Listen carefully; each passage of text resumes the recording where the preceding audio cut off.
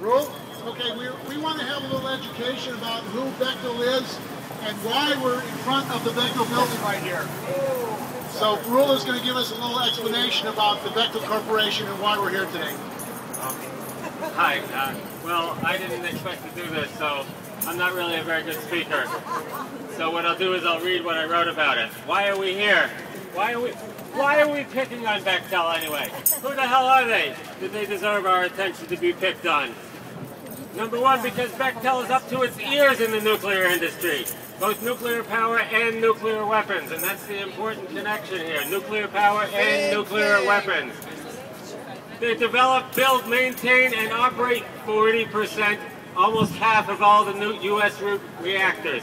And they also are now involved in 100% of our weapons, nuclear weapons facilities. All of them. Bechtel.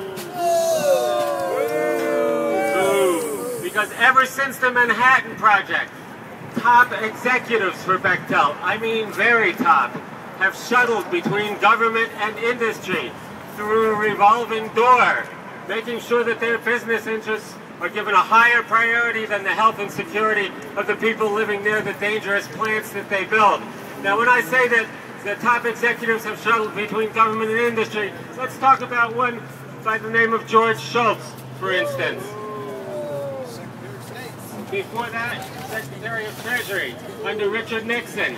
And then after Secretary of Treasury under Richard Nixon, President of Bechtel for 8 years until Ronald Reagan came in. And then what happened? Then he became the Secretary of State under Ronald Reagan. And then when he was done with that, what happened? He came back to Bechtel. So what the hell is going on here? In fact, let me just go off here a little bit. All right, let's go this far. Organized crime. Organized crime. Okay, where did it all start? Hey, let's find out where it all started here. Who is Bechtel? How did they get so damn big anyway? Let's look at the Bay Bridge, the Oakland-San Francisco Bay Bridge. Stephen Bechtel Sr. He got together with a character by the name of McCone. Anybody ever hear about this character, McCone? Yeah, CIA. That's right. This character, John McCone, who teamed up with Stephen Bechtel to build the Oakland-San Francisco Bay Bridge. Well, Mr. McCone went on to become what? He became President Eisenhower's chief of the Atomic Energy Commission. Atomic Energy Commission, partner of Bechtel. Bechtel becomes the largest nuclear builders in the world. That sounds interesting. He became not only the top head of the Atomic Energy Commission, he later became the CIA director under Kennedy and Johnson at the height of the Cold War atomic race. And they all started to take off. They needed to develop atomic weapons. But the world was afraid of atomic weapons because they'd already nuked Japan and everybody saw how horrible and terrible it was. So they got together and called it Atoms for Peace. And then through the CIA and the United States government, they started to put these atoms for peace all over the freaking world. One of the things that Bechtel did is they went and they built a plant in India. And what happened with that plant that they built in India? The Indians then made enough nuclear, whatever the hell it is, plutonium that they made a bomb out of it.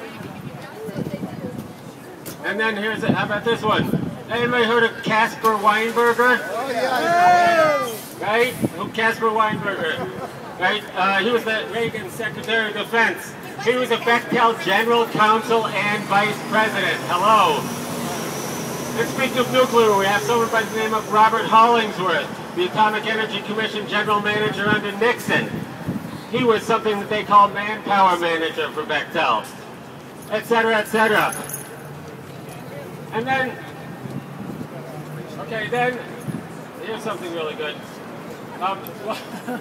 They got Nixon to ease the restriction. Okay, after Bechtel sold the plant to India, or didn't sell it, but they helped to build it in India. India blew up the bomb. Then we had to not allow them to sell nuclear technology to India. But when George Shultz came in, he convinced them to relax it, and then we could sell them. No, actually, I'm sorry, it was Nixon. Eased restrictions to allow Bechtel and others to sell enriched uranium on the world market. That restriction was reimposed after they exploded the bomb, but that restriction was later eased under George Shultz and Ronald Reagan. Yeah, well, that's somebody else.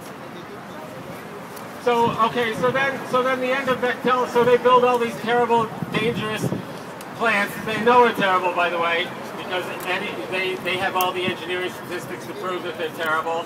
And then what do? They get paid $jillions to build them, and then they get paid $jillions to clean them up. They're cleaning up all of the nuclear sites in the United States. What a racket! What a racket! That's a racket! And how much money do you think they're making from cleaning up Chernobyl? They are the prime contractor in this humongous structure where they're putting this movable arched freaking thing over the top of Chernobyl. Bechtel is involved in that. Bechtel is, in fact, the main contractor in that. Bechtel is involved, of course, with cleaning up Fukushima. They're involved in cleaning up 3 Mile Island. They're involved in cleaning up all of the nuclear weapons facilities. With our tax dollars. They break it and then they clean it up. They get paid for both of those things. What a great deal, huh? Racket. By us? Racket.